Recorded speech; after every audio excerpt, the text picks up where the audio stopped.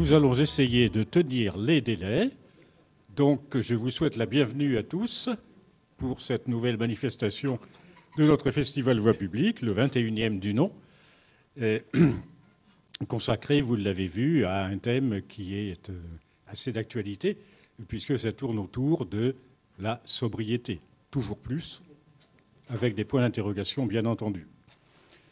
Donc ce soir, nous allons, comme vous l'avez vu sur le programme, nous allons nous mettre à trois pour essayer de parler rapidement, malheureusement, de parler de la question des possibilités de remédiation par des voies technologiques aux modifications du climat qui ont été elles-mêmes introduites pour beaucoup par notre activité technologique depuis ces dernières décennies. Et pour cela, nous avons demandé à Bernard Legube de parler dans un premier temps. Malheureusement, il ne peut pas être là ce soir physiquement, mais il va venir nous rejoindre par visio. Après quoi, Jean-Bernard Saunier, professeur émérite à l'ANSMA, nous parlera de questions plus physiques. Et je terminerai par un petit mot sur des remédiations de type biologique ou naturel, comme on voudra. Et nous allons tâcher donc de garder de bien tenir notre temps pour que nous ayons le temps de discuter suffisamment avec vous et de répondre ou pas d'ailleurs, aux questions, à toutes les questions que vous pourriez avoir. Donc, merci encore et je vous propose de donner tout de suite la parole à Bernard Legube. Merci François. Bonjour mesdames et messieurs, j'espère que vous m'entendez bien. Bon, merci de me donner la parole. En fait, je souhaitais participer au débat qui m'intéresse beaucoup, le débat dont le sujet vous a été présenté par François Arnaud. Mais bon, comme mes collègues tenaient à ce que je dise aussi un petit mot, on m'a demandé de présenter Acclimatera. Alors vous allez me dire, qu'est-ce qu'Acclimatera a à voir avec le sujet de ce soir? Alors, justement, je vais le présenter en quelques diapos. Acclimatera, c'est aujourd'hui une association 1901, mais au départ, c'était un regroupement de chercheurs et d'anciens chercheurs de l'Aquitaine, qui s'est étendu ensuite avec la fusion des régions à la Nouvelle-Aquitaine, et qui regroupe aujourd'hui, vous le voyez sur la diapositive, qui regroupe aujourd'hui un certain nombre de plusieurs centaines de personnes, on va dire, qui sont tous des enseignants-chercheurs ou des chercheurs, et qui ont le point commun de travailler sur le changement climatique et ses effets. Et ses effets sur la nature, et ses effets sur les usages, et ses effets sur l'économie, etc. Alors, en fait, ces 370 personnes qui ont contribué à la réflexion qu'on mène depuis quelques années autour d'Acclimatera sur le changement climatique en Nouvelle-Aquitaine. Et évidemment, il y a un comité scientifique un petit peu plus réduit, comme vous voyez, et un bureau. Alors aujourd'hui, un conseil d'administration d'association. Nous avons 2 chargés de mission d'ailleurs. Et nous recevons une subvention de la part de la région Nouvelle-Aquitaine, qui d'ailleurs nous demande de réfléchir à étendre un peu nos missions dans les années qui viennent. Je passe. Est-ce que vous pouvez me passer la diapo suivante, s'il vous plaît? Alors, que fait Acclimatera? Que faisons-nous? Eh bien, d'abord, au départ, nous sommes partis d'une demande, de besoin, pour mieux comprendre les impacts du changement climatique, déterminer les enjeux, notamment pour la région Aquitaine et, je vous l'ai dit, ensuite à la région Nouvelle-Aquitaine, et également anticiper des besoins d'adaptation. On a même tendu à l'atténuation par la suite. Mais l'idée initiale était quand même de travailler sur l'adaptation du territoire, des populations du territoire, à cette adaptation au changement climatique pour les 20 ou 30 ans qui viennent, voire plus. Alors, le projet a été confié dans un premier temps à Hervé Le Treut, qui est toujours notre président d'ailleurs. Hervé Le Treut est un climatologue qui a participé au premier rapport du GIEC, et y compris au 5e d'ailleurs.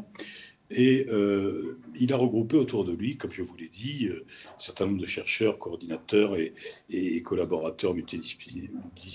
Travail qui est aspiré par le GIEC. D'ailleurs, on nous appelle de temps en temps le GIEC Nouvelle-Aquitaine. Ce qu'on refuse d'ailleurs, mais au Sénat, par exemple, ou à l'Assemblée nationale, lorsque ce projet d'Acclimatera a été examiné, après avoir avancé quelques années, on nous a parfois attribué le label GIEC Nouvelle-Aquitaine. Alors, qu'est-ce qu'on réalise? Alors, d'abord, nous réalisons des ouvrages collectifs. Je vais en dire un tout petit mot, en conclusion de mon intervention. Ces ouvrages sont publiés par la Nouvelle-Aquitaine et sont disponibles, gratuits, disponibles sur Internet. Il suffit d'aller sur le site Acclimatera, taper Acclimatera et vous trouverez très facilement ces ouvrages collectifs. Il y a des gros ouvrages, il y a des résumés de ces gros ouvrages, des résumés en français et en anglais. Et il y a aussi quelques petits cahiers, on va dire, supplémentaires sur des dossiers qui sont apparus comme étant nécessaires à travailler ces derniers mois ou ces dernières années. Nous faisons de la communication. J'en fais aujourd'hui d'ailleurs, mais régulièrement avec mes collègues de la région paloise, du Béarn, de la région de Bordeaux, de la région de Limoges et évidemment de Poitiers, on va communiquer au niveau du grand public, au niveau des écoles, au niveau des universités, au niveau des lycées, bien sûr, des collèges. Et le but est donc de diffuser des connaissances. Et puis récemment, on a réalisé des rédactions de carnets. J'ai appelé ça cahiers tout à l'heure, mais c'est plutôt des carnets, vous avez raison. Enfin, la diapo a raison. Sur des sujets un petit peu plus pointus. Diapo suivante. Diapo suivante, merci. Alors, voilà une photo des deux ouvrages importants qui ont été publiés. Ce sont des ouvrages de 300, 400 pages. Et notamment le dernier que vous voyez en deuxième fond, qui s'appelle « Anticiper les changements climatiques », mais qui est en fait le plus récent et qui a été traité au niveau de la Nouvelle-Aquitaine. Et j'ai listé ici les chapitres sur lesquels on a travaillé avec les collègues. Alors vous voyez apparaître santé environnementale, agriculture, modification du littoral, disponibilité des ressources en eau, qualité des milieux naturels, eau, air et sol, biodiversité, forêt, massif montagneux, territoire urbain, production d'énergie, on va peut-être en parler tout à l'heure, pêche et conchyliculture, instruments juridiques et assurances, appropriation citoyenne et participation, quelque chose d'important que nos amis sociologues et nos collègues sociologues, sur lesquels nos collègues sociologues ont travaillé. Et puis, un peu plus récemment, on travaillait sur la production industrielle, énergie, transport numérique, sur les modèles économiques globaux, et puis aussi, on réfléchit évidemment aux impacts que le changement climatique peut avoir sur les thèmes de recherche qui sont développés par nos universités. Alors, je vais prendre, pour terminer, 4 petits exemples très rapides de conclusions de chapitres sous forme de diapositives qui nous ont été préparées par un cabinet de communication. J'espère qu'elles passeront bien, elles sont faites pour ça. Alors, diapo suivante, s'il vous plaît. Alors, dans le domaine santé, par exemple, vous voyez le schéma qui apparaît sur l'écran est révélateur des sujets sur lesquels nous avons, enfin, nos collègues, médecins, épidémiologistes, pharmaciens, c'est d'ailleurs Virginie Migeot et Sylvie Raban de l'Université de Poitiers et de la Faculté de médecine et pharmacie qui ont contribué vraiment intensément en coordonnant ce chapitre. Elles n'étaient pas toutes seules, bien sûr. Alors on voit que lorsqu'on lit leur chapitre, que le changement climatique aura des effets évidemment directs, hein, comme les vagues de grand froid, comme les canicules, qu'on a déjà connus, les événements extrêmes comme les inondations, les tempêtes, mais aura aussi des effets indirects comme des maladies allergiques.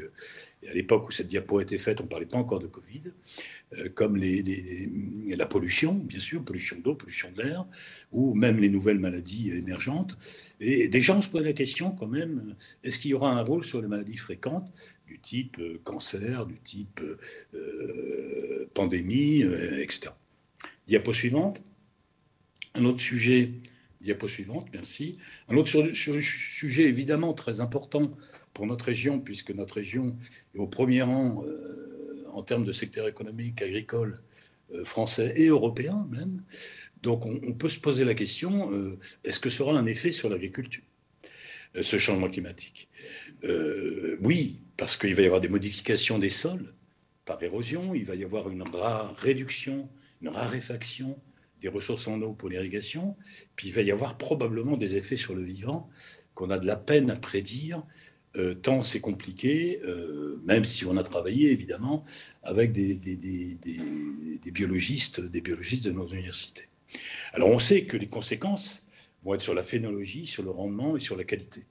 Alors je ne relis pas ce qu'il y a sur la diapo, d'autant plus qu'on n'a pas tellement de temps, c'est juste pour introduire, mais vous voyez qu'il y aura des conséquences sur le végétal, sur l'animal et sur les produits récoltés. Diapo suivante. Alors un autre aspect très important pour notre région, c'est le littoral, bien évidemment.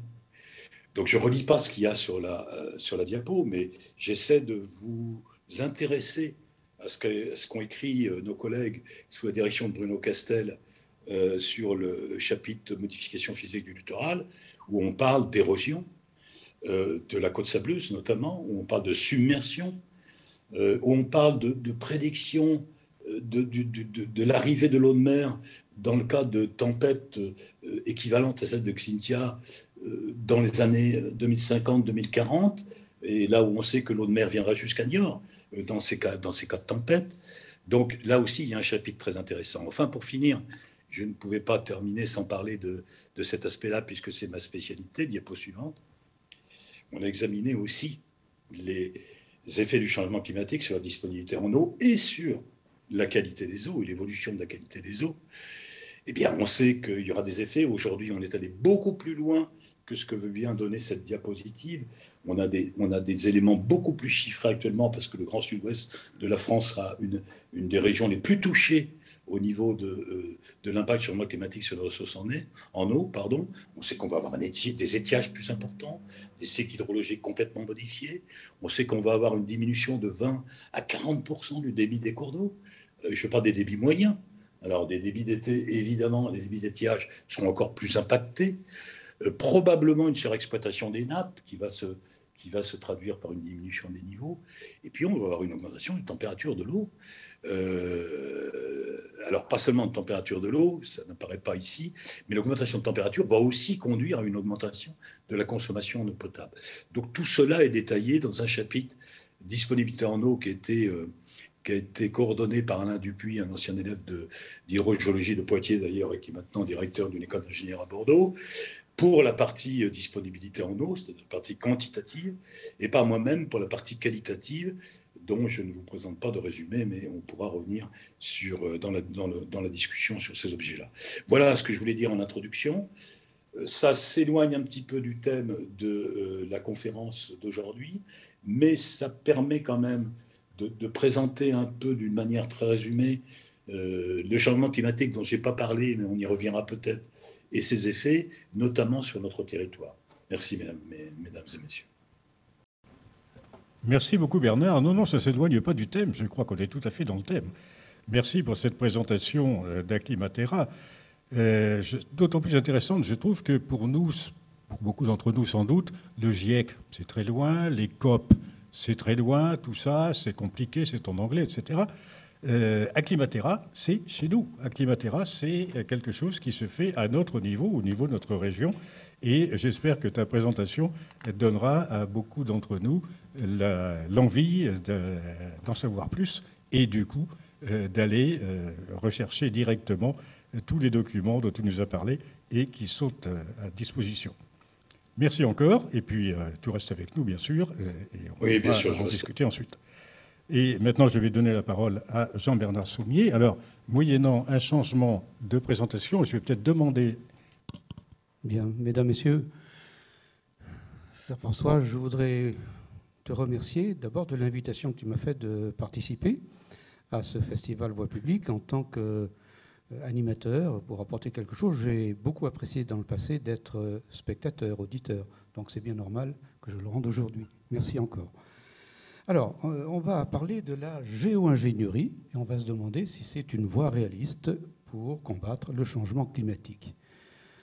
Alors, je m'empresse de dire que ça fait partie de ces idées où on veut rassurer les gens, à l'excès d'ailleurs, en disant, eh bien, vous n'en faites pas, bon, il y a du CO2, on ne peut pas faire autrement, on en émet, mais on va trouver des méthodes qui vont permettre vraiment des méthodes très fortes, très puissantes, de nous soulager de ce problème.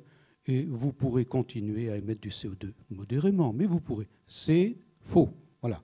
Mon point de vue, c'est d'essayer de montrer d'abord ce que sont ces techniques, qu'on appelle dans le vocable géo-ingénierie, et de voir ce que sont leurs ambitions. Elles sont tout à fait intéressantes, mais également de voir leurs limites. Voilà donc par quoi je vais commencer. C'est essayer de définir ces techniques de géo-ingénierie. Donc on va préciser d'abord ce qu'on entend. Et je vais essayer de faire simple. Il s'agit de technologies qui visent à atténuer les effets justement de nos émissions de CO2 sur notre environnement et à combattre le réchauffement climatique. Cela se situe à grande échelle. Si on parle de géo-ingénierie, c'est à l'échelle du globe, à l'échelle de l'atmosphère, à l'échelle des enveloppes, du sous-sol, voire éventuellement des océans. Voilà le cadre dans lequel vont se placer ces techniques de géo-ingénierie. Alors, j'ai repris ici la définition que j'ai trouvée dans un atelier de réflexion prospective du CNRS et puis de l'ANR, pour cibler un peu le contenu. Il y a un débat, il y a encore un débat aujourd'hui. Voilà le contenu que je vous propose d'adopter ce soir pour parler des techniques qui relèvent de la géo-ingénierie du climat. On va retenir deux pistes possibles pour tenter de limiter le réchauffement climatique. Pourquoi y a-t-il réchauffement? Voilà, c'est comme cela que je vais commencer. Vous savez, c'est les 2 degrés ou les plus encore qui nous menacent de fin terrible, d'extinction de la race humaine, de l'espèce humaine. Alors, tout d'abord, il y a réchauffement parce que le Soleil contribue déjà à réchauffer la Terre. Il envoie au voisinage de la Terre, hors atmosphère, de l'ordre de 1400 watts par mètre carré. C'est énorme, hein? C'est un fer à repasser, 1400 watts, un bon fer. Et en plus de ce que le Soleil apporte comme énergie, eh bien, vous le savez, je ne vais pas refaire l'histoire de l'effet de serre, nos émissions de CO2 piègent une partie de ce rayonnement solaire qui ne repart pas et qui contribue lui aussi à réchauffer la Terre. Notez que sans effet de serre, il y aurait une température moyenne de l'ordre de moins 18 degrés Celsius. Donc, le réchauffement, c'est ce qui fait qu'on est, aujourd'hui, on est peut-être à 10, 11, 12, 13 degrés, etc. On est nettement au-dessus. Mais attention, il ne faut pas que ça aille trop. Et c'est ça l'enjeu de l'effet de serre, il ne faut pas que ça aille trop loin. D'où ces deux idées simples pour limiter ce réchauffement. Essayons premièrement de renvoyer une partie de l'énergie solaire qui se présente sur la Terre et réfléchissons pour cela, comment peut-on la faire repartir vers l'espace. Il ne faut pas en faire trop, repartir vers l'espace. On a besoin de cet équilibre. Sans apport solaire, que serait-on? Deuxièmement, essayer de diminuer la quantité de CO2 présente dans notre atmosphère. Voilà les deux clés sur lesquelles on va essayer de discuter. Alors, c'est les principales idées qui traitent des technologies liées à la géo-ingénierie. Première voie, donc agir sur le CO2 déjà émis dans l'atmosphère, pour le capter, pour le stocker, par exemple. Alors, ça peut se faire par l'intermédiaire du monde végétal. Et François, tout à l'heure, vous montrera quels sont les principes qui peuvent conduire à capter et stocker ce CO2. Ça peut se faire par l'intermédiaire aussi de la dissolution des gaz atmosphériques dans les océans, grâce à l'interaction entre atmosphère et océan.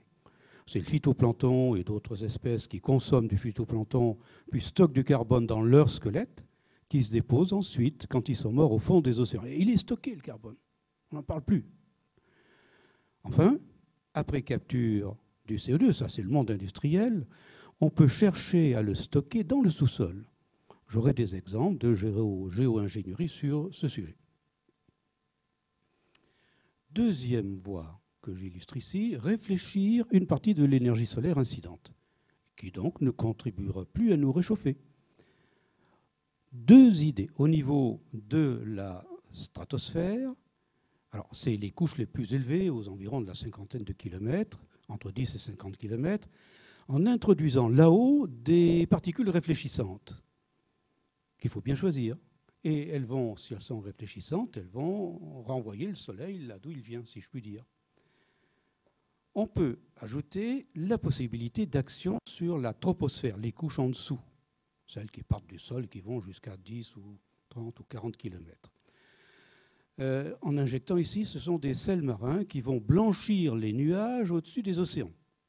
Et s'ils sont blanchis, ça veut dire qu'ils vont réfléchir aussi une partie de l'énergie solaire incidente. Mais attention, il ne faut pas rater son coup. Il ne faut pas en renvoyer trop.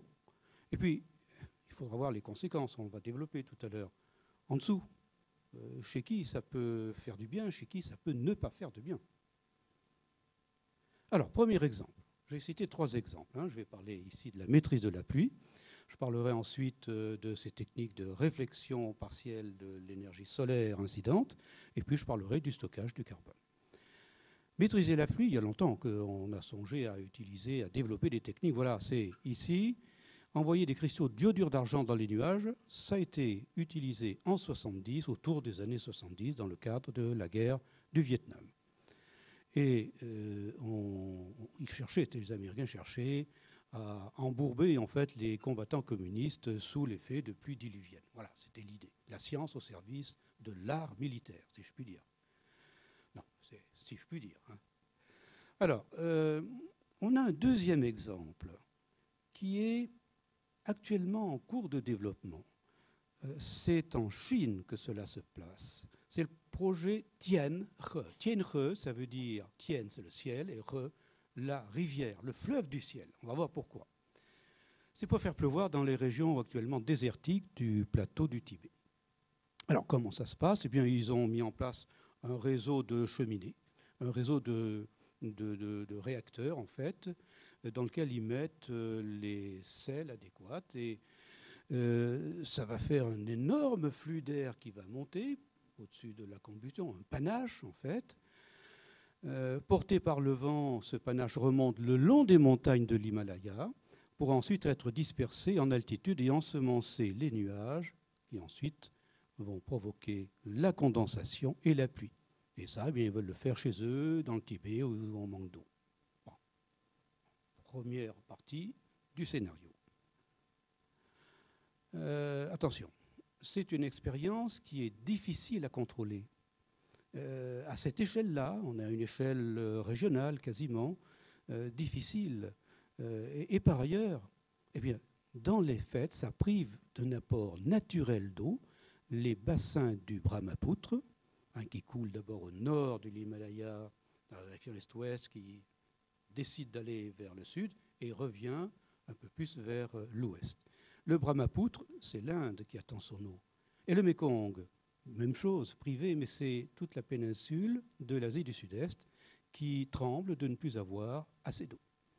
Donc, conséquence redoutée, c'est de priver des populations, des pays, de l'apport d'eau naturelle avec les moussons en particulier. Ces effets, on le sent bien, se situent à l'échelle locale, voire régionale. Deuxième observation, des risques majeurs. Il s'agit en fait, moi j'appelle un chat, c'est un détournement de biens qui laisse envisager des conflits régionaux. Parce qu'il n'y a pas de régulation envisagée, il n'y a pas de contrôle envisagé, pas de gouvernance locale. Voilà l'un des reproches majeurs, pas de gouvernance locale. C'est bien beau d'avoir des idées super géniales, mais il ne s'agit pas de priver des millions, des dizaines, des centaines de millions de populations de l'eau qui est vitale pour eux. Deuxième exemple. Ça, c'était juste pour dire, attention, dès qu'on touche à de la géoscience, c'est à grande échelle que ça se joue, les effets. Donc, on peut aller déborder chez le voisin, en fait.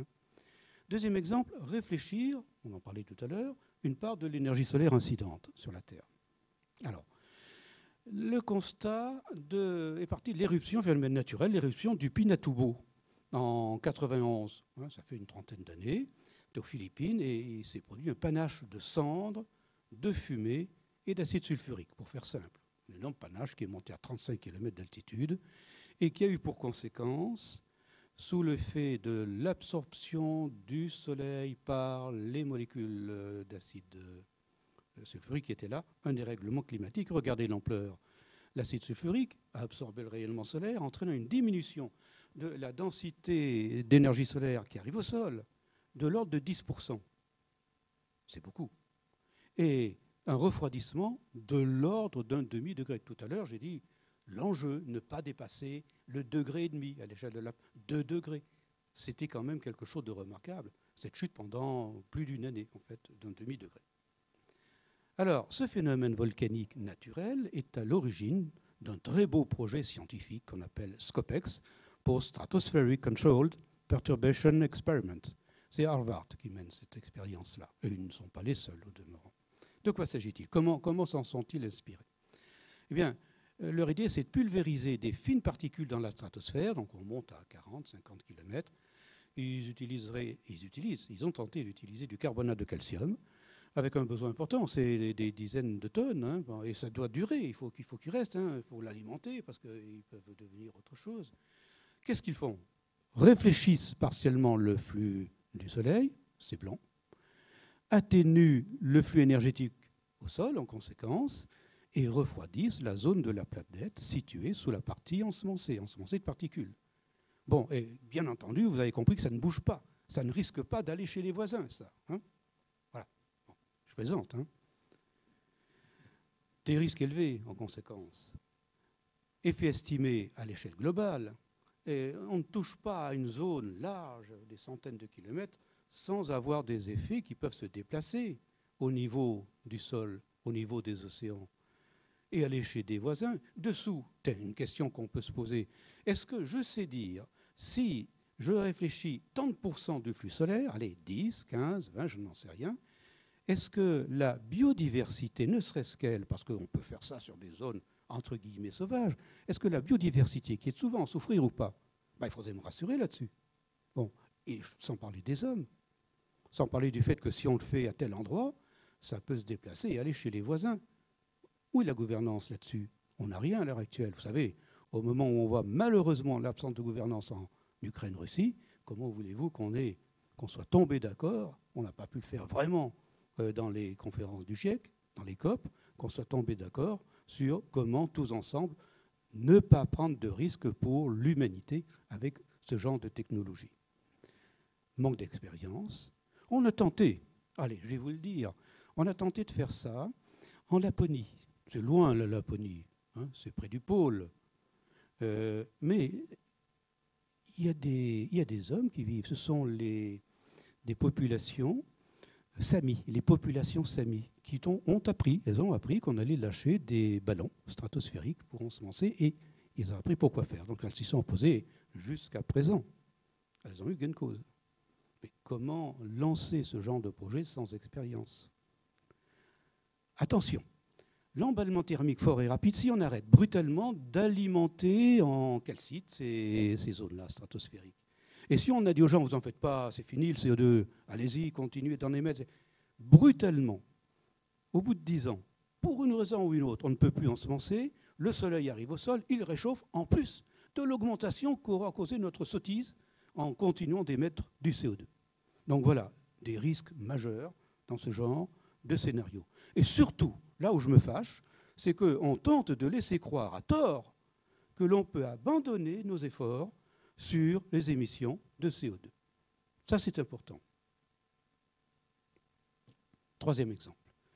C'est autour de la capture du CO2, capture et séquestration. On pense, on a comme objectif de diminuer la concentration du CO2 dans l'atmosphère.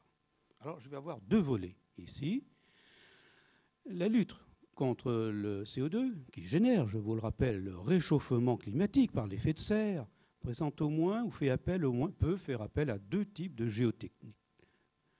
Premièrement, agir à la source, freiner les émissions. Et on a inventé ces techniques pour l'essentiel au XXe siècle, sur des sites industriels, aciéries, où on a souvent des processus de combustion, ça peut être de la production d'électricité également, capturer le CO2 et puis essayer de faire en sorte qu'on le piège quelque part, agir à la source. Ou deuxièmement, et c'est plus récent, c'est s'attaquer au CO2 qui est déjà présent dans l'atmosphère sur toute la planète. Est-ce qu'on peut y arriver? Quelque part à l'aspirer, le fixer, etc. Bon, voilà les deux voies sur lesquelles je vais vous rapporter ce que j'ai trouvé en étudiant, à la demande de François, en étudiant ce sujet-là. Et je conclurai par une toute nouvelle piste sur laquelle j'avais fondé, sous l'impulsion de François, beaucoup d'efforts, qui est une exploration de une nouvelle technique qui a été mise en place à Oman, tout à fait la partie orientale de la péninsule arabique. Voilà le programme pour achever cette intervention. Alors, on va garder en tête, je vous le suggère, les émissions de CO2, 400 millions pour la France, en gros, c'est l'ordre de grandeur, que 40 milliards au monde. Gardez 40 milliards. Première voie, freiner les émissions en capturant et en stockant le CO2 dans le sous-sol. Alors, il peut être capturé sur un site industriel. On va garder ces deux sites que je fais apparaître là. Pour CCS, ils sont sur les figures. Pour Carbon Capture and Storage, on le capture et puis on va le stocker. Et CSU, Carbon Capture and Utilization. On va le capturer, mais on va en faire quelque chose. On va croire en faire quelque chose d'intelligent. Voilà le premier schéma sur lequel je voudrais travailler avec vous. Un site industriel, en haut à gauche, qui émet du CO2, ça peut être une aciérie, production d'énergie électrique, etc., à partir de charbon. Vous savez que la Chine en fait beaucoup, l'Inde en fait beaucoup, la Russie en fait beaucoup. Et ce CO2 capturé, il va falloir d'abord savoir comment le capturer. Ça va peut-être nous coûter. On le capture par exemple en faisant barboter dans des amines. Et puis après, il faut le séparer des amines, il faut le chauffer. On va le comprimer.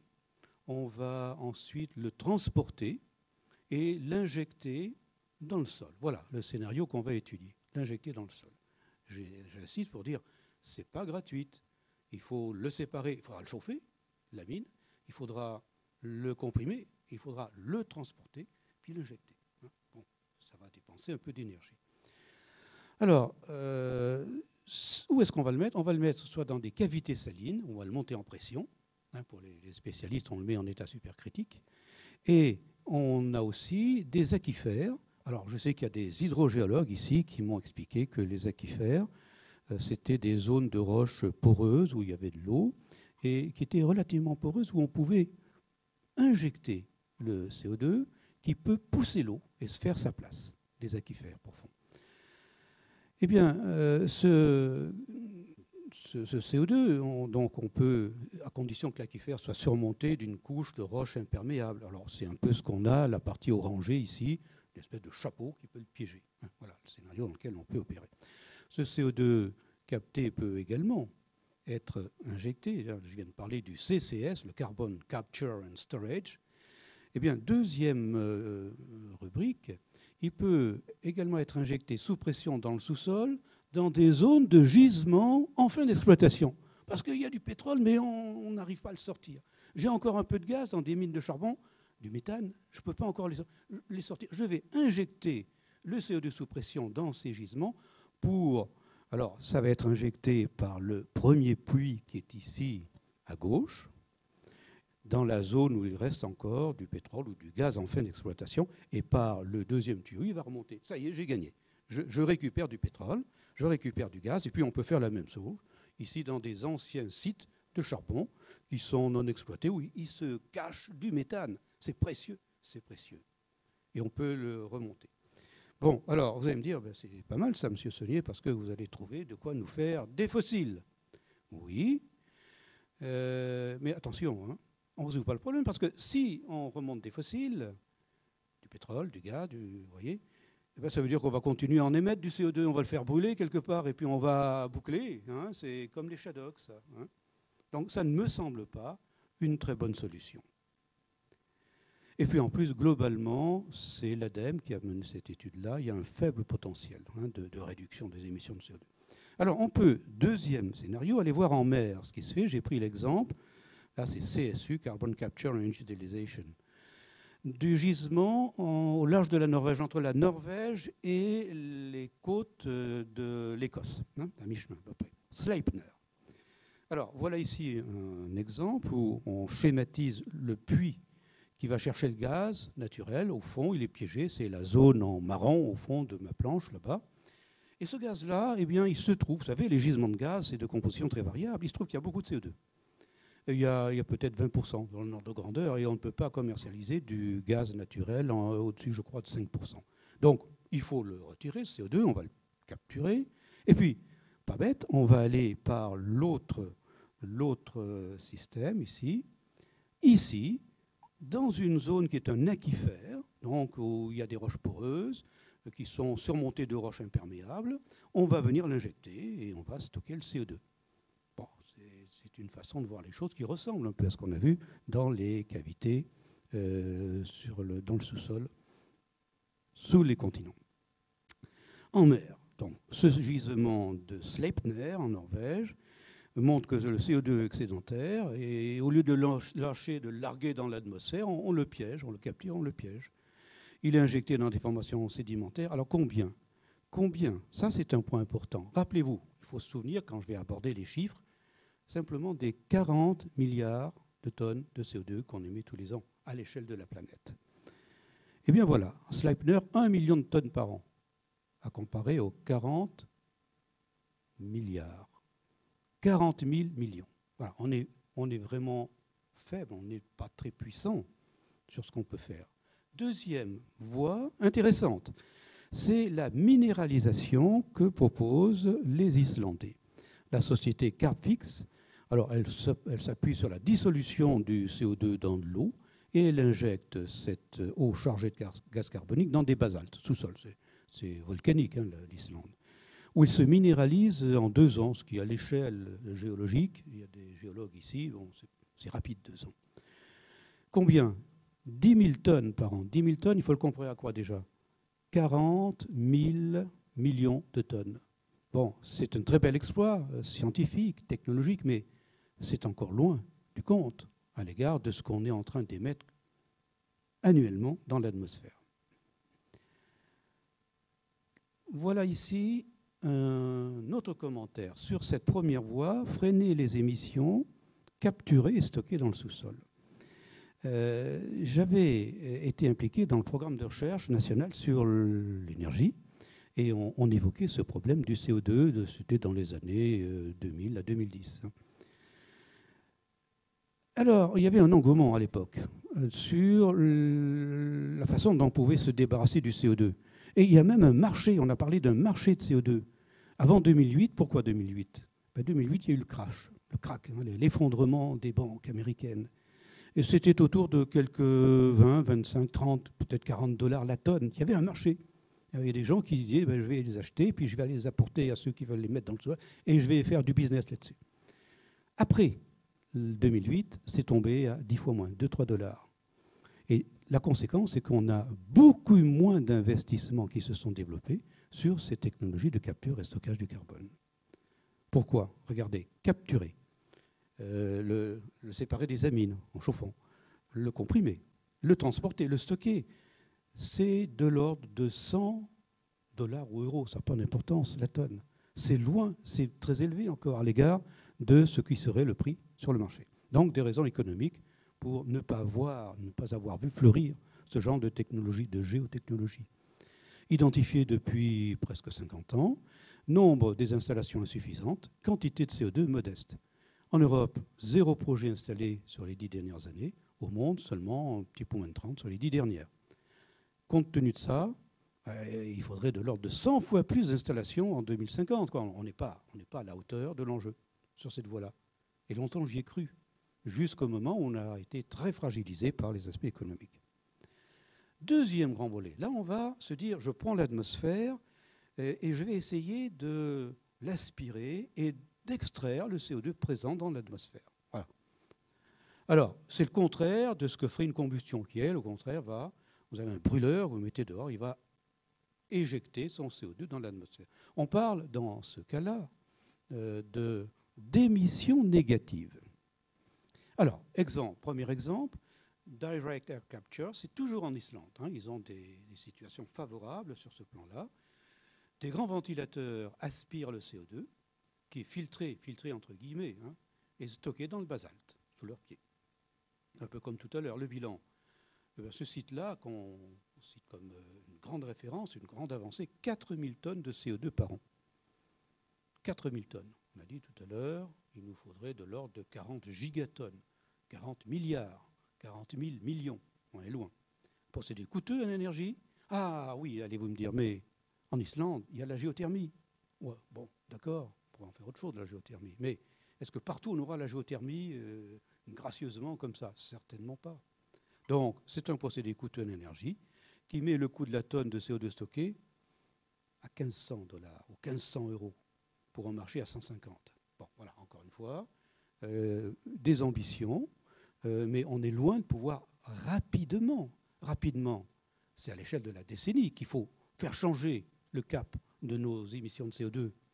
Et à l'échelle de la dizaine d'années, on n'a pas, entre nous, jusqu'à présent, trouvé de ces techniques de géo-ingénierie qui nous permettent d'avoir de l'espoir. Retirer du CO2 de l'atmosphère, une deuxième technique que j'appelle le BECS. Et là, c'est plutôt François qui nous parlera du rôle de l'agriculture, de la forêt.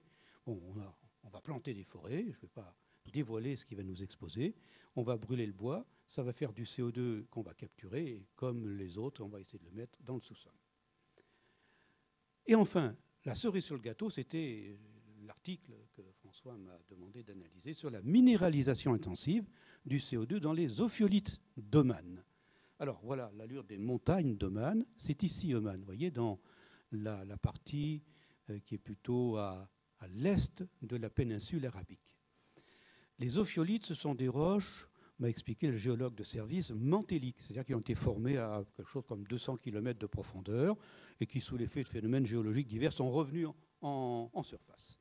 Alors, on va voir justement que là, c'est en principe, théoriquement, très intéressant. La pluie, en s'infiltrant, elle va introduire l'oxygène et le dioxyde de carbone, le CO2, qu'elle peut prendre et dissoudre dans l'atmosphère. Ces gaz et l'eau qui les dissout produisent des veines minérales. La minéralisation s'opère sous forme de carbonate de magnésium.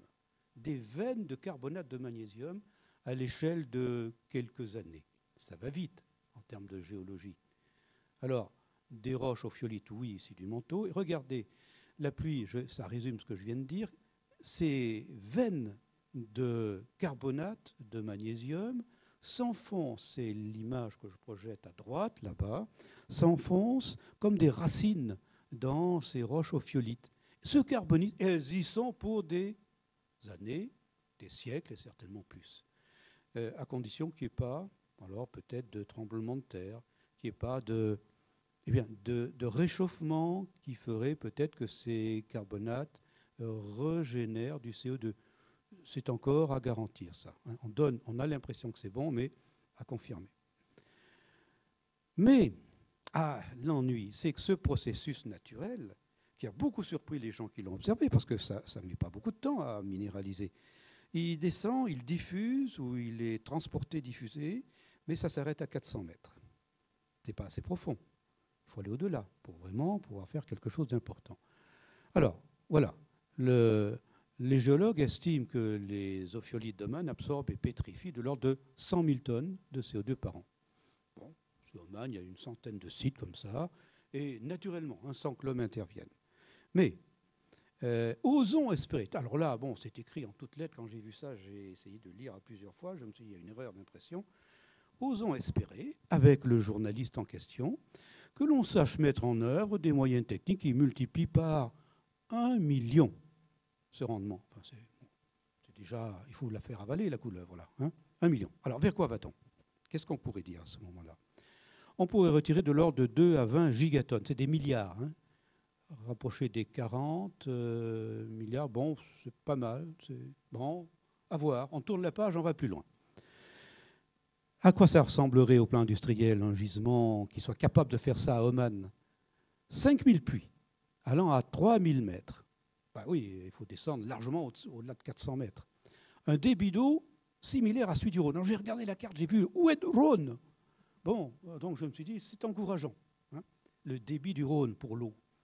Et une consommation d'énergie de l'ordre de 3 fois celle de la France. Alors François m'a dit, tu peux mettre du photovoltaïque. Bon, il faut le fabriquer. Bon, il faut le fabriquer, il faut investir. En conclusion, écoutez, je suis désolé, je suis peut-être partisan. J'aime bien regarder ce genre de défi, mais c'est un projet pharaonesque en génie civil, en eau, en énergie, en coût. Bon, je ne le sens pas capable d'apporter une réponse à notre problème du CO2. Et j'en viens aux conclusions. Et je m'appuie sur un jeune thésard, Gwenolé Mohal, qui vient de publier il y a un peu plus d'un mois dans la revue de l'IFRI, c'est l'Institut français des relations internationales, un article dans lequel, et je résume ce qu'il nous a dit, les techniques de géo-ingénierie, c'est encore très cher et c'est peu efficace. Bon, c'est le début, c'est le moins qu'on puisse dire. continue en disant la portée infime, incertitude. On ne sait pas dire clairement si c'est une voie où il faut foncer et investir, ou si ça serait positif ou négatif, et à quelle échelle. Et aussi, alors je reprends cet argument, je l'ai dit pour l'appui tout à l'heure, nécessité absolue de développer une gouvernance qui fait défaut. Je pense au projet sur la pluie pour combattre les effets de la sécheresse, qui elles-mêmes sont liées au réchauffement en Chine.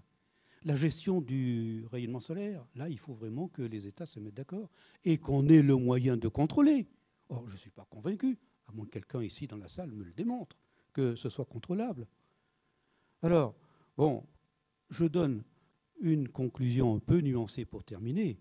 La géo-ingénierie peut devenir un enjeu international qui peut grandir, à condition que les coûts des technologies en question baissent et que, ça c'est l'aspect négatif, imaginez qu'un scénario où on ne peut pas y arriver à combattre nos émissions. Si on a baissé les coûts des technologies géo-ingénierie, si on continue à avoir beaucoup d'émissions de CO2, ben, ça peut prendre un attrait nouveau. Mais, et c'est surtout là le message que je voudrais vous proposer, et puis on pourra le discuter, ce survol, je ne suis pas spécialiste, je ne suis pas un géologue de ces problèmes-là, mais j'ai trouvé que c'était intéressant. Ça nous invite à surtout continuer d'investir dans la réduction de nos émissions, rénovation énergétique de l'habitat. Bon, c'est 28% des émissions de CO2. Les transports plus durables, la voiture du style hydrogène, la voiture du style électrique peut-être pour le moment, et un comportement de chacun d'entre nous au quotidien plus responsable. Bon, jouer sur nos veilles, les veilles d'appareils. J'avais fait faire le calcul à un labo de génie électrique. On m'avait dit c'est de l'ordre d'une demi-centrale ou une centrale. Voilà. Les petits boutons rouges. Regardez, là. Il y en a là. Il y en a partout. Regardez. Là. Bon. Il y en a partout. Les veilles des appareils. Et puis notre comportement. Aujourd'hui, on nous dit qu'il faut baisser d'un degré. Ben oui, 1 degré, c'est quelque chose qui va nous faire un gain de 6 à 7% en chauffage. Je baisse de 2 degrés, ça me fait 15%. Bon, je pense que chacun d'entre nous devra, sur ces problèmes du CO2, sur les problèmes de l'énergie, sur les problèmes des déchets, certainement prendre sur lui pour adopter des attitudes carrément plus citoyennes. Voilà, dernier message que je vais faire passer sur cette partie-là, François. Merci beaucoup, Jean-Bernard. Je crois effectivement que cette conclusion ne vous étonnera pas et que moi-même, je vais retomber en gros sur la même. Après vous avoir présenté quelques éléments, ce sera encore beaucoup plus rapide, mais du côté biologique, alors que là, on était plutôt du côté physico-chimique, quelques éléments sur ces questions de méthode pour diminuer la concentration de CO2 dans l'atmosphère. Alors, je ne suis pas spécialiste du sujet. Il y a dans la salle des gens qui connaissent probablement les choses mieux que moi, mais je vais quand même essayer de vous donner quelques exemples, en fait, quelques petits éléments. Donc, d'abord, quelques éléments quantitatifs qui me paraissent effectivement importants. Les diapositives que je vais vous présenter sont pour certaines un petit peu compliquées, mais ne vous inquiétez pas, je ne vais pas tout commenter. Le cycle global du carbone, quand même. Ce qui me paraît intéressant, c'est de comparer ce qui se trouve en dessus de la photo et en dessous. En dessous, c'est une estimation des quantités, des stocks de carbone qui se trouvent dans différents endroits sur la Terre. Alors, vous voyez par exemple que les stocks de gaz, de pétrole, de charbon correspondent aux cercles. Les cercles ont une surface qui est proportionnelle, bien sûr, à ces stocks. Peu importe les valeurs absolues. Mais ce qui est intéressant, je crois, c'est de voir qu'on a l'impression qu'il y a des énormes quantités de carbone stockées sous cette forme-là, mais qu'en réalité, c'est peanuts par rapport, par exemple, à tout ce qui se trouve dissous sous forme inorganique dans l'océan. De très très loin, c'est la plus grande partie du carbone qui est présent sur la Terre. Mais il y a également énormément de carbone qui est présent à l'heure actuelle dans le permafrost, dans les sols en général, ainsi d'ailleurs que dans les sédiments superficiels, et puis dans l'océan, mais cette fois-ci sous forme de carbone organique. Donc ça, ce sont les stocks. Et en haut, les flèches, dans un sens et dans l'autre, ce sont les flux annuels. Là, c'est en valeur annuelle. Alors, par exemple, au total, nous émettons environ, c'est un calcul qui a été fait, je crois, en 2021 ou 2020, enfin c'est tout récent. Nous émettons environ 9 milliards de tonnes de carbone à partir de ce gaz et de ce pétrole et de ce charbon que nous utilisons. Tout à l'heure, Jean-Bernard a parlé de 40 milliards, ne vous inquiétez pas, c'est que lui parlait de CO2 et moi je parle de carbone, et il y a un rapport à peu près 4 entre les deux, à peu près. Donc nous émettons cette quantité-là de carbone. Ce carbone, pour une part, va s'installer dans l'atmosphère, et on est là-haut. Vous voyez que le carbone atmosphérique va récupérer à peu près 5 milliards de tonnes tous les ans, 5 milliards de tonnes de carbone supplémentaires. Quelle est la différence? D'où vient la différence entre les 9 et les 5? Eh bien, c'est qu'une partie de ce carbone atmosphérique va redescendre dans l'eau, essentiellement dans les océans, et va s'y redissoudre, et qu'il y a également tout un cycle au niveau de la végétation. La végétation va émettre, certes, environ 1,6 milliard de tonnes de carbone pour un tas de raisons, en particulier pour des raisons d'altération des méthodes de culture sur les différents terrains de la Terre. Et la flèche descendante, 3,4, va correspondre au carbone absorbé par la végétation dans le cas de la photosynthèse, dans le processus de la photosynthèse. Donc, je voulais vous montrer ça pour que vous voyez un petit peu les ordres de grandeur. Et je crois que c'est intéressant de se rendre compte, c'est toujours difficile de se rendre compte, de la quantité de carbone qu'il peut y avoir à l'heure actuelle stocké dans l'océan. Alors, si je passe maintenant, si j'y arrive, comment fait-on? Comme ça. Si je me concentre dans ce qui concerne la végétation, là, c'est très simple. Si vous regardez, c'est même un petit peu trop simple, si vous regardez ce qui se passe au niveau atmosphérique, eh bien, il y a une partie du CO2 qui est récupérée par les plantes dans le cadre donc, de la photosynthèse. La photosynthèse permet aux plantes de pousser. Pour pousser, elles ont besoin de faire des racines, mais ces racines, elles vont faire deux choses. D'une part, elles vont respirer, car ce n'est pas tout de fabriquer des sucres par la photosynthèse, mais il faut également respirer pour avoir de l'énergie. Donc la respiration, qui se fera essentiellement au niveau des racines, mais aussi un petit peu sur les plantes, va renvoyer du CO2 dans l'atmosphère, beaucoup moins qu'il n'en est récupéré par la photosynthèse.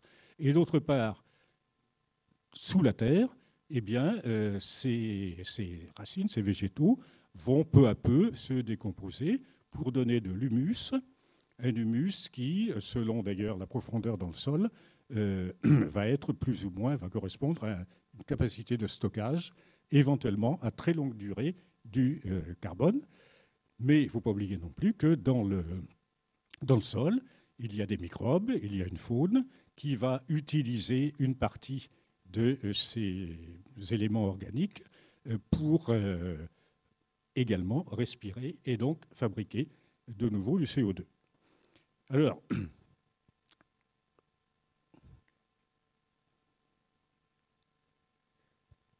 Alors du coup, est-ce qu'on peut imaginer de jouer sur ces différents éléments pour de nouveau apporter ce qu'on pourrait appeler des remédiations biologiques à ce changement climatique dû essentiellement à l'augmentation de la concentration de CO2 dans l'atmosphère?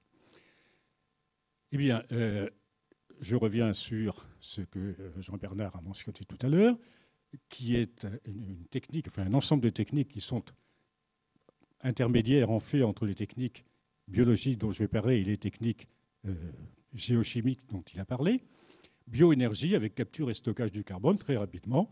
L'idée, c'est de récupérer du carbone en faisant pousser un certain nombre de végétaux exprès pour les transformer en énergie d'une manière ou d'une autre. Alors ça peut être direct, ça peut être indirect, c'est-à-dire qu'ensuite on peut les brûler et récupérer la chaleur, on peut également les transformer en biofuel, mais dans tous les cas, l'idée c'est que cette technique de transformation, d'utilisation de cette masse, de cette biomasse qui a été produite, ces techniques d'utilisation se font dans des conditions contrôlées où l'on est capable, et ça on peut le faire dans une bonne mesure, où l'on est capable d'éviter que le CO2 ne s'échappe et où on peut le récupérer, soit pour le réutiliser, soit pour le réinjecter, comme Jean-Bernard en a parlé tout à l'heure.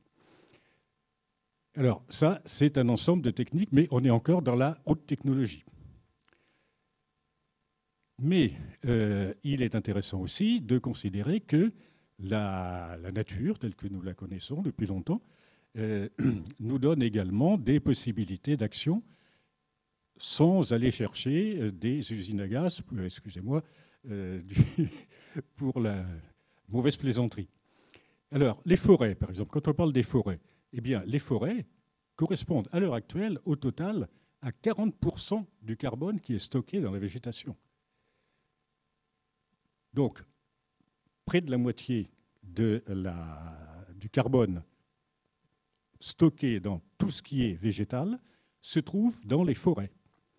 Et à l'heure actuelle, les forêts sont capables d'absorber 7,5, alors là je suis repassé au CO2 d'ailleurs, 7 gigatonnes et demi de CO2, ce qui correspond à une balance, bien sûr, entre ce qui est absorbé par la photosynthèse, 15,6, et ce qui est émis, 8,1. Ce qui est émis comment ? Eh bien, émis par l'exploitation des forêts, mais émis également par les activités de déforestation, par les feux, par les sécheresses, etc. Tout le carbone qui est absorbé par les forêts ne va pas y rester, loin de là. Il n'empêche que 7 gigatonnes de CO2 absorbées par an, ce n'est pas ridicule. Il n'y a pas que les forêts. Il n'y a pas que les forêts sur Terre. Il y a également un certain nombre de zones très importantes qu'on connaît peut-être un petit peu moins, surtout qu'on les voit moins dans nos contrées tempérées, qui correspondent à des zones, à des possibilités de stockage de très longue durée du carbone. Ce sont ce qu'on groupe souvent sous le nom de zones humides. Les mangroves, par exemple, les mangroves, il y en a une petite photo ici, qui sont capables de stocker jusqu'à 4 fois plus de carbone par hectare que les forêts.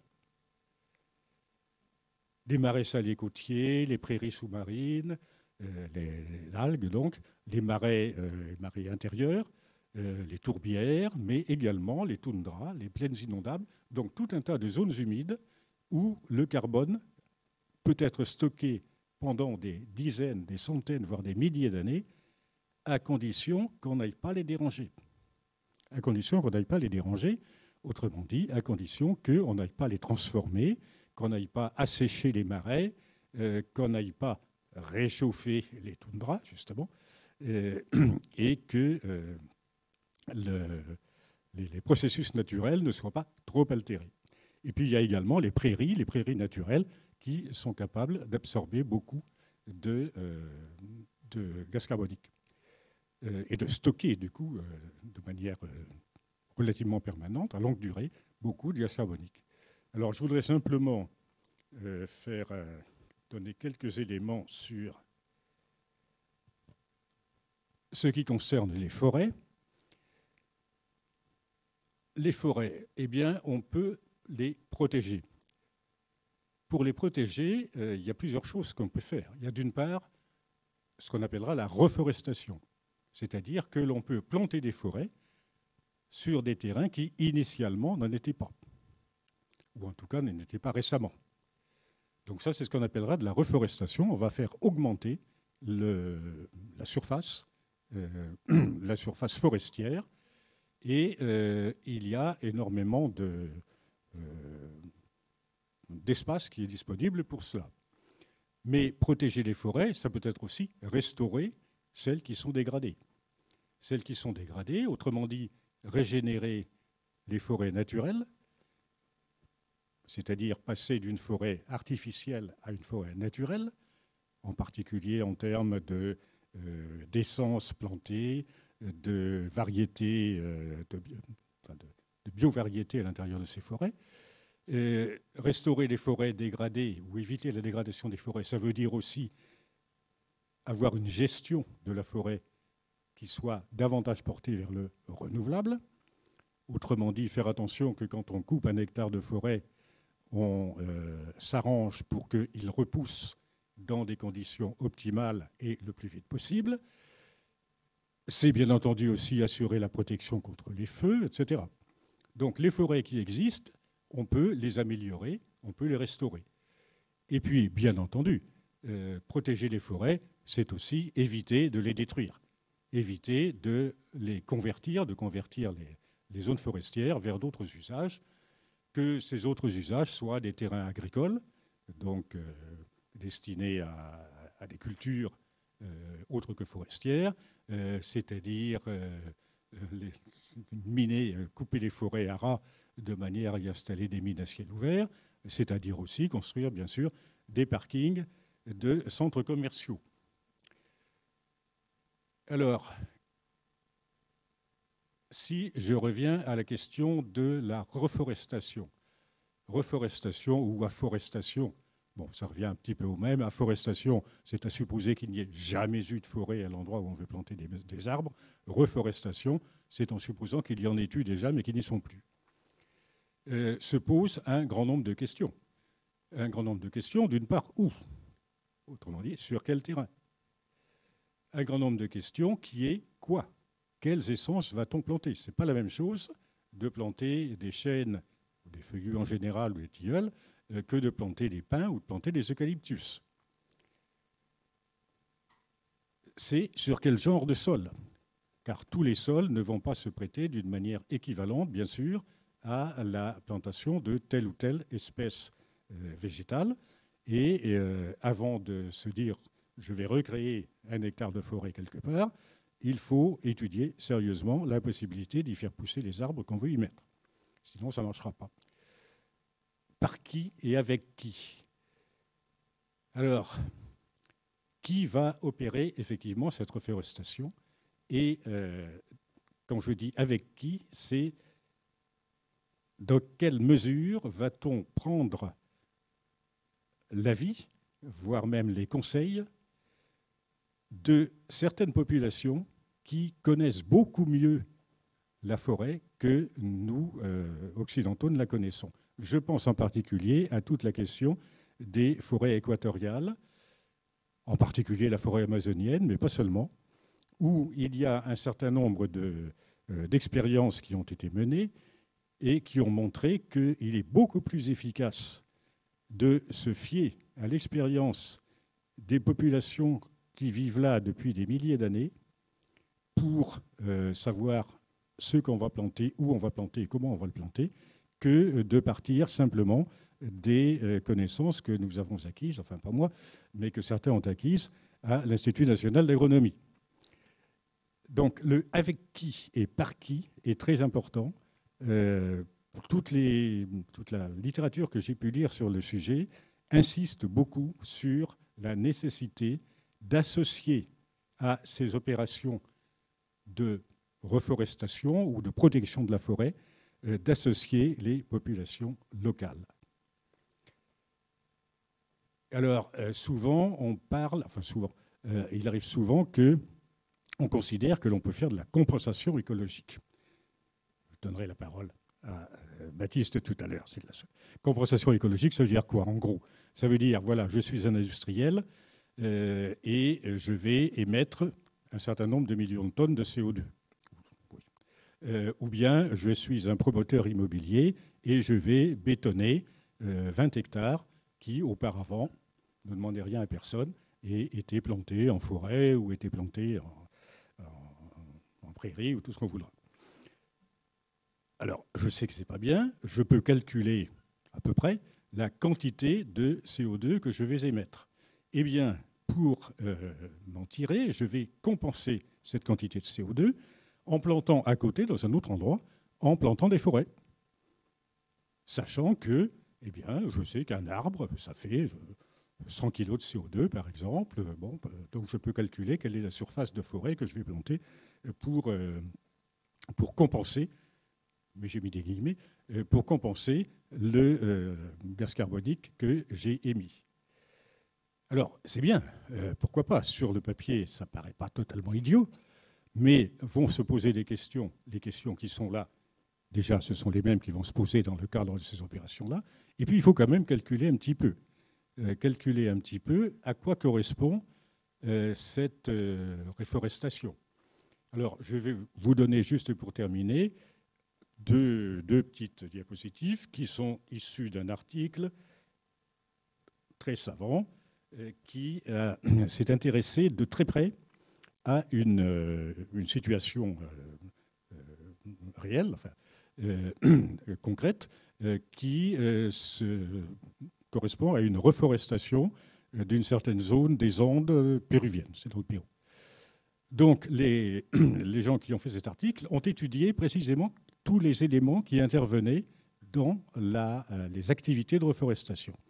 Et voilà par exemple ce qu'ils ont observé, mesuré pour les opérations de plantation sur la première année de plantation. Là, il s'agit de la quantité de carbone, en tonnes cette fois-ci, en tonnes par hectare, de carbone qui est séquestrée ou qui est émise d'ailleurs. Séquestrée, c'est ce qui est en dessous du zéro, bien sûr, et émise, c'est ce qui est sur la partie haute de la figure. Vous voyez qu'il y a un certain nombre de barres qui émettent beaucoup de CO2 et un certain nombre de barres qui en récupèrent. Eh bien, dans ce cas-là, dans le cas de cette plantation, ils ont fait appel à une technique qui est extrêmement répandue et connue depuis des millénaires dans cette région d'Amazonie, qui est l'utilisation comme engrais, comme fertilisant, sur des terres relativement ingrates, l'utilisation d'un produit qu'on appelle le biochar, qui est un charbon de bois fabriqué à partir de tout un tas de déchets végétaux très divers que l'on calcine dans des conditions où on émet relativement peu de CO2. Et il se trouve que ce biochar, quand on le regarde, ça ressemble à une espèce de poudre noire, en fait, est un fertilisant extrêmement efficace dans ce genre de sol. Donc, pour la production, pour la mise en place de cette nouvelle forêt, eh bien, on a produit du biochar. On l'a produit, ce qui a coûté quand même un petit peu de CO2, parce qu'il faut bien arriver pas le brûler complètement, mais à le pyrolyser. Donc il faut de l'énergie, donc il faut du CO2. Mais inversement, le fait de l'avoir installé, de l'avoir étalé sur le sol, a permis de... excusez-moi, c'est l'inverse. Oui. Là, je suis à la production. Voilà. Je suis à la production. Donc, la production a demandé un petit peu d'énergie. Mais, 1, 2, 3, voilà, j'ai mal lu. Les émissions de compostage qui ont été évitées sont en bleu ici. C'est-à-dire que si on n'avait pas transformé ces déchets en biochar, eh bien, il y aurait eu une émission de CO2 du fait, tout simplement, de la transformation de ces déchets non contrôlés. Donc là, on récupère un petit peu d'énergie. Une fois qu'il est dans le sol, il y reste. C'est du carbone, c'est beaucoup de carbone qui va rester stocké de manière assez longue à l'intérieur du sol et qui va servir donc de fertilisant. Ensuite, il va falloir, bien sûr, si on veut planter des arbres, il faut les faire pousser d'abord. Donc il y a des pépinières. Les pépinières demandent un petit peu d'énergie. Et puis, il y aura du travail de plantation, un peu d'énergie aussi. Et il y aura un travail d'entretien du terrain qui est calculé comme ça pour la première année. Au total, on arrive à une quantité non négligeable, un peu moins de 0,5 tonnes par hectare de carbone qui est ainsi séquestré. Mais quand on regarde bien l'ensemble de ces barres, eh bien, on s'aperçoit que l'essentiel de cette séquestration du carbone, elle est due à l'utilisation de cet engrais particulier qui est le biochar. Si vous enlevez ça et ça, vous vous apercevez que finalement, il vous faudra dépenser davantage d'énergie, enfin davantage de CO2 que vous n'en séquestrez, en tout cas pour la première année de la plantation. Et ça, c'est la première année. Et ensuite,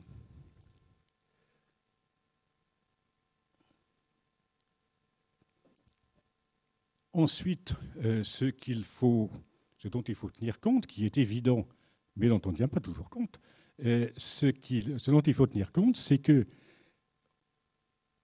un arbre, ça met du temps à pousser.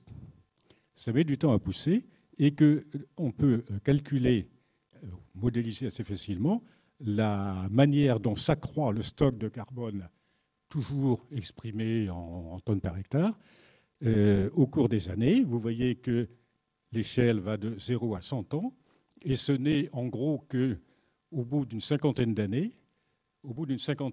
que l'on est arrivé à stocker un maximum de carbone dans la végétation aérienne, c'est-à-dire au-dessus du sol, donc les troncs, les feuilles, etc. Le carbone qui est stocké dans les racines, dans la végétation souterraine, continue à augmenter encore jusqu'à 75 ans. Et le carbone stocké dans le sol, il est où? Il est là. Le carbone stocké dans le sol, lui aussi, devient à peu près stabilisé à partir de 50 ans.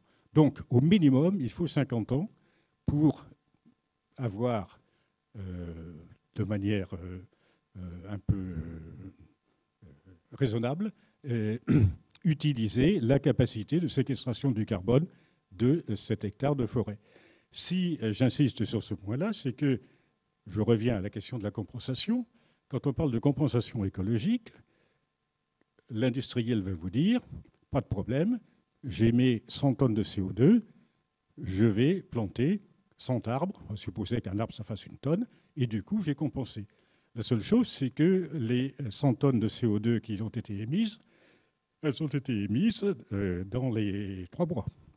Alors que les 100 tonnes de CO2 qui auront été séquestrées par l'arbre seront effectivement séquestrées au bout de 50 ans. D'où le problème de tous ces calculs de séquestration, de ce calcul, de compensation écologique dans le cas des forêts, mais on pourrait dire la même chose, on pourrait faire la même analyse dans le cas d'autres formes de culture, d'autres formes végétales. Et je dois avoir une dernière diapo qui est très compliquée, qu'on ne va pas du tout regarder en détail.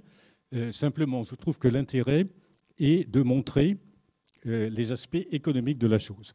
Si vous prenez simplement la première ligne qui est en haut, enfin les 2 premières lignes, la première ligne qui est en haut correspond au mécanisme de reforestation et un calcul d'atténuation climatique, si l'on peut dire, amène à environ 3 gigatonnes de CO2 par an. Alors ça, c'est au niveau, bien sûr, au niveau de la Terre entière, au niveau de tout le globe entier. Ceci dans l'hypothèse où on garde un objectif d'augmentation de la température moyenne inférieure à 2 degrés, et en supposant également que la tonne de CO2 est évaluée à $100. À l'heure actuelle, Jean-Bernard le disait, on est peut-être remonté un petit peu au-dessus des 2 ou 3, mais enfin, on est plutôt aux environs de 10. Si on regarde la deuxième ligne qui correspond au fait d'éviter la déforestation, d'éviter la conversion des forêts en autre chose, eh bien là, il y a 2 barres qui correspondent, enfin la même barre est séparée en 2. La première, la partie qui va jusqu'à 3, correspond donc à ce qui se passe si on garde cet objectif de moins de 2 degrés d'augmentation avec une tonne de CO2 relativement chère, à 100 $. Et par contre, le gris plus foncé correspond à ce qu'on peut espérer, 2 au lieu de 3 à peu près, avec le même objectif de température, mais la tonne de CO2 simplement à 10 $. Donc il est intéressant de tenir compte également de ces considérations proprement économiques et de se rendre compte qu'il y a un certain nombre de choses qui ne sont pas faisables à l'heure actuelle, enfin, sont irréalistes, sauf à avoir une augmentation très considérable du coût de la tonne de CO2, et d'autres choses, par exemple, éviter de massacrer les forêts, qui, elles, peuvent se contenter d'une valeur de la tonne de carbone beaucoup plus limitée. Et puis, bon, je ne veux pas sur tout le reste, parce que c'est le même calcul qui est fait pour les différents types de terrains dont je vous parlais tout à l'heure. Mais ce qui me paraît intéressant là-dedans, c'est de nous rappeler que non seulement il faut tenir compte du temps quand on parle de reforestation, donc du temps qu'il faut pour qu'une forêt pousse, mais il faut tenir compte également des facteurs économiques et se rendre compte qu'on est obligé de faire en permanence une balance entre ce qui est souhaitable et ce qui est faisable, compte tenu des conditions économiques, environnementales et sociales, mais ça, je n'en parlerai pas, mais c'est évidemment très important aussi. Voilà, bon, je vais m'arrêter là, parce que pour simplement rebondir sur la conclusion de Jean-Bernard tout à l'heure, et dire que quelles que soient les méthodes que l'on utilise, que ce soit des méthodes de géo-ingénierie, que ce soit des méthodes biologiques sous toutes leurs formes, eh bien, il est tout à fait clair que le gaz carbonique le plus facile à stocker, c'est celui qu'on n'a pas émis. Je vous remercie.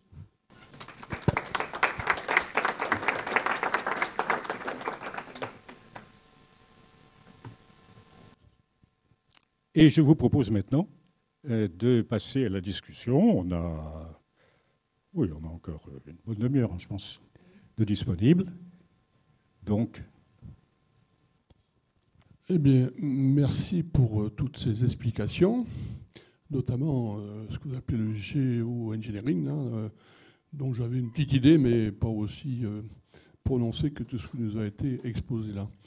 Alors, ce qui est revenu quand même assez souvent, c'est le coût, le coût de la tonne. Avant 2008, elle était évaluée à 20 000 euros, 20 000, je ne sais pas quoi. 20 $ ou 20 euros. Ça 20 euros la tonne, et c'est tombé après à 3 euros. C'est dire que les valeurs économiques sont tout à fait relatives. Par contre, on sait, et vous l'avez démontré, toutes les incidences que ça a sur le climat. Et le climat, ça veut dire derrière qu'il y a beaucoup de problèmes sociaux. Et ça, si on le prenait en compte dans le coût réel des conséquences de l'augmentation du CO2 depuis 2 siècles, en gros, depuis l'industrialisation, avec la métallurgie, avec la machine à vapeur, et si au départ on avait pensé capturer ce qui sortait des usines, on n'en serait peut-être pas là aujourd'hui. Donc voilà, ce que je voulais dire, c'est que on a un calcul qui est toujours facile, qui est évalué par rapport à un système économique qui dit ça coûte tant. Mais je pense que si on prenait en compte toutes les répercussions sur la planète, sur la biodiversité, sur les humains, on aurait une autre approche et on devrait réévaluer le prix de l'économie à faire sur la capture du CO2, ce qui est émis ou ce qui ne devrait pas être émis. Mais il est bien évident qu'il est difficile. C'est toujours facile de dire que ce qui est le meilleur, c'est ce qui n'est pas émis. Mais si nos pays amis africains commencent à consommer autant que nous, on va vers la catastrophe. Voilà ce que je voulais dire un peu en cours. Je ne sais pas si c'est clair. Mais... Si, c'est important.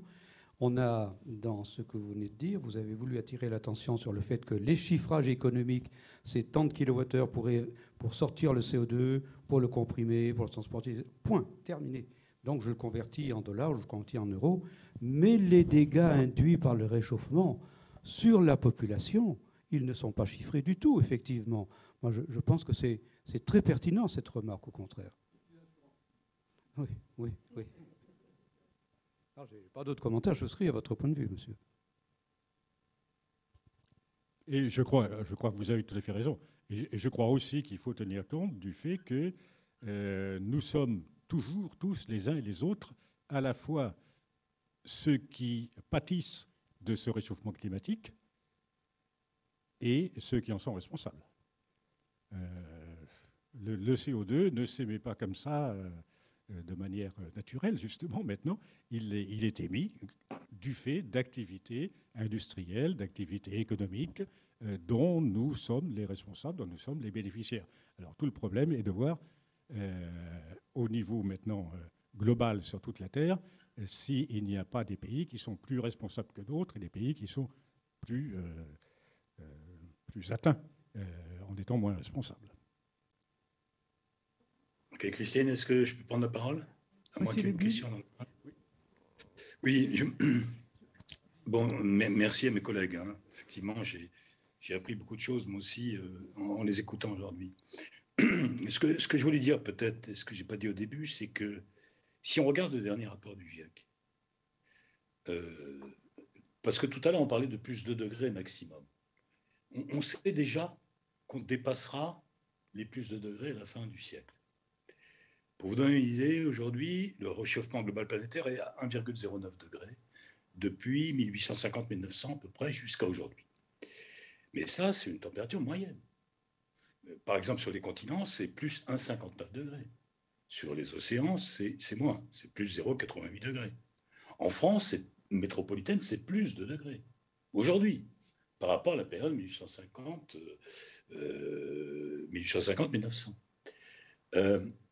Dans d'autres pays, c'est plus que plus 2. On voit bien sur les pôles. Donc, tout ce qu'on peut dire sur l'atténuation, tel qu'on vient de le voir, je crois que mes collègues ont bien insisté sur la conclusion, que ce soit en atténuation géophysique, que ce soit en atténuation biologique, ne pourra pas se passer de l'adaptation. Et l'adaptation, c'est maintenant qu'on doit la mener.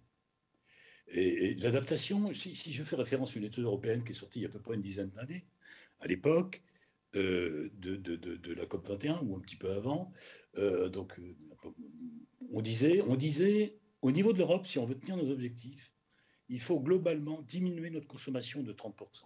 Globalement, en moyenne. Ça veut dire qu'il y a déjà des gens qui ne peuvent pas consommer suffisamment. Donc si on leur demande de diminuer de 30%, ils n'y arriveront pas du tout. Donc socialement, évidemment, sociologiquement, ça va poser des problèmes. Et puis globalement, ça veut dire 30% sur tout. Sur la viande qu'on consomme, sur l'énergie qu'on consomme, sur l'essence qu'on consomme, sur l'énergie électrique qu'on consomme, etc., etc. Donc c'est ça à quoi il faut se préparer.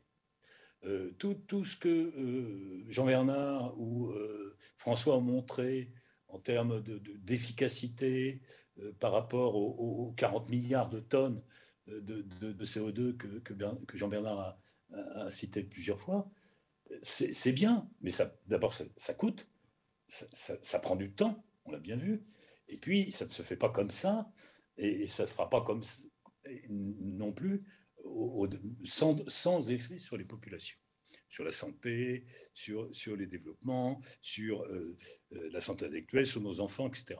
Donc il y a une adaptation à prévoir le plus rapidement possible, et ça c'est à nos gouvernements de le faire, en termes de réduction de notre consommation. On n'a pas d'autre solution aujourd'hui. Si vous écoutez Jean Jouzel, si vous écoutez Hervé Le Treut, que je citais tout à l'heure, et qui préside notre groupe Actimatera, et si vous en écoutez d'autres, je parle des Français, mais l'étranger c'est pareil, si vous lisez des rapports du GIEC, qui sont effectivement un petit peu difficiles à lire, parce que 4000 pages en anglais, c'est pas évident, on sait que la seule solution, alors dans le domaine de l'eau, je pourrais donner des exemples, hein, mais que la seule solution, c'est de réduire notre consommation. Donc il faut s'y préparer. Voilà ce que je voulais dire, Christine et François. On va prendre une question alors. Oui, j'ai une question. Merci pour vos présentations respectives déjà.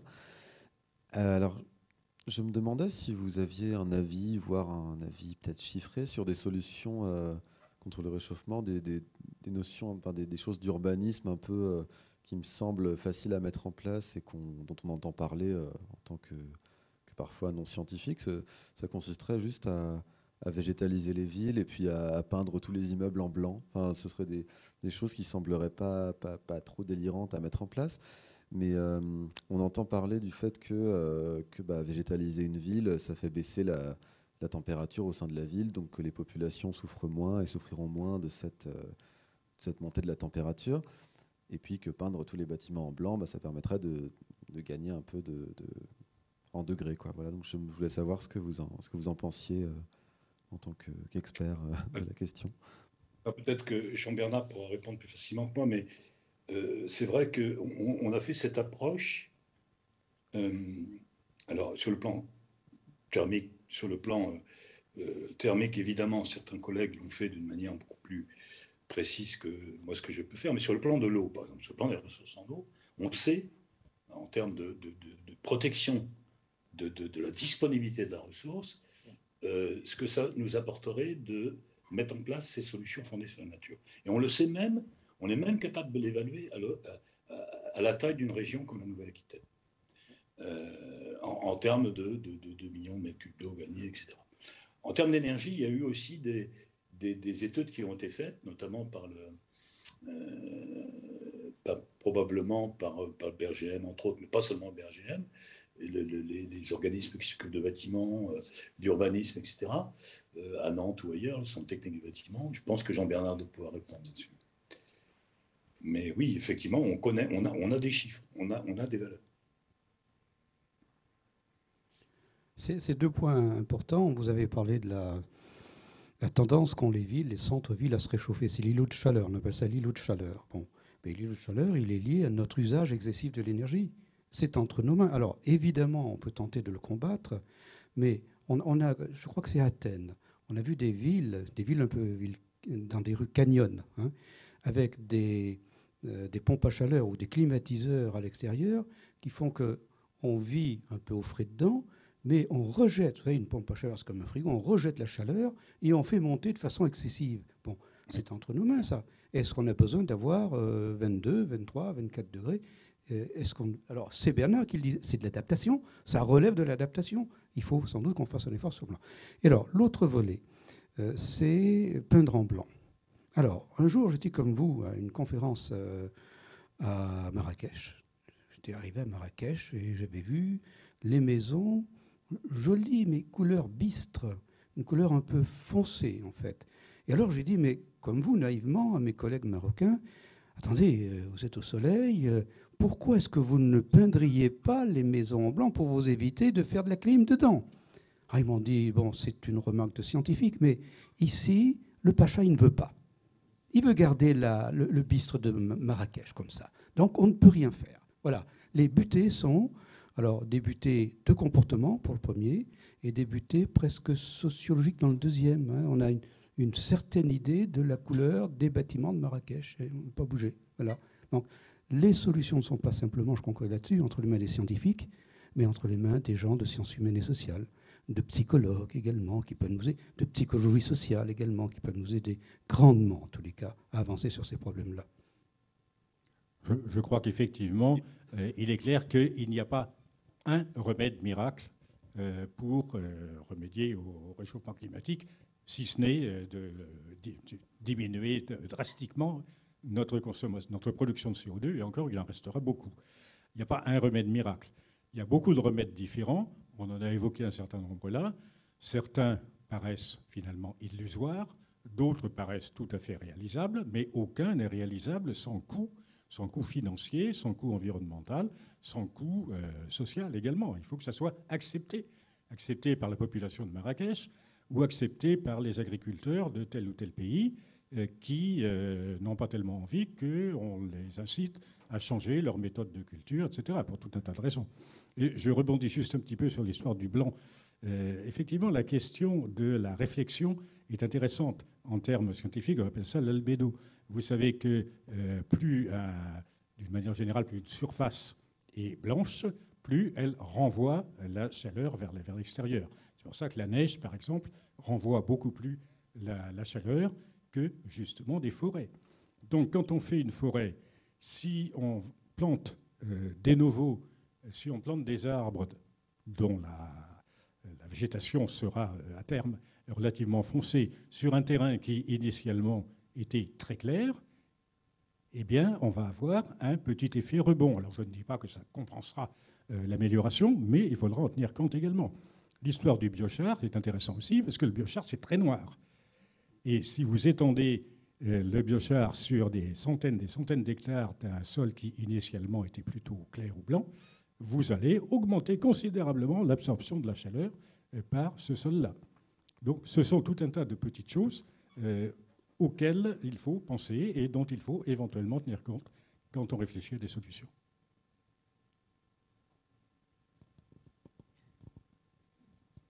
Par rapport aux arbres des forêts, il y a des arbres qui poussent beaucoup plus vite que d'autres, hein, donc qui vont être plus rentables par rapport à la compensation en CO2, là. Donc, ils vont plus vite absorber du CO2. Et on risque de se retrouver avec des forêts de conifères un peu partout, comme on a fait à une certaine époque. D'abord, ils sont plus rentables parce qu'ils sont plus vite transformés, plus vite vendus, hein. Et c'est pas bon du tout, ni pour le sol, ni pour la forêt elle-même, quoi. Je sais pas ce que tu en... tout à fait. Non, la nature des essences qu'on plante est très importante, parce que les arbres à croissance rapide, les conifères et les eucalyptus, qu'on plante beaucoup dans les régions du sud, au bout de 50 ans, c'est fini. Alors au bout de 50 ans, ou bien on les a récoltés et on repart à zéro, mais on n'a pas du tout atteint le maximum de séquestration du CO2 qu'on aurait pu espérer, ou bien c'est la forêt qui va disparaître parce que ces arbres-là ne vivent pas très longtemps, et à ce moment-là, leur décomposition va libérer de nouveau du CO2. Oui, j'ajouterais que d'un autre côté, on ne pourra pas planter n'importe quel. En plus, ça brûle très bien. Il y a des espèces qu'on ne pourra plus planter à cause des conditions climatiques qu'on va connaître. Regardez, j'en reviens à Climatera, regardez le chapitre qui a été écrit sur les forêts d'ailleurs à ce sujet, et qui vous expliquera que pour des raisons de température, pour des raisons de qualité de sol, pour des raisons d'espèces envahissantes, biologiques, bien sûr, animales ou végétales, certaines espèces ne pourront plus être plantées où elles étaient plantées jusqu'à maintenant. Donc il y aura aussi ce choix à faire. Il n'y aura pas seulement un choix de temps de croissance de l'arbre, capacité de stockage de l'arbre, capacité de stockage du CO2. Il y aura aussi le choix de est-ce que l'espèce peut survivre dans les conditions climatiques qu'on prévoit en 2040 ou en 2050. Donc il y aura aussi cette approche à faire. Donc c'est très compliqué en fait. Prendre une dernière question.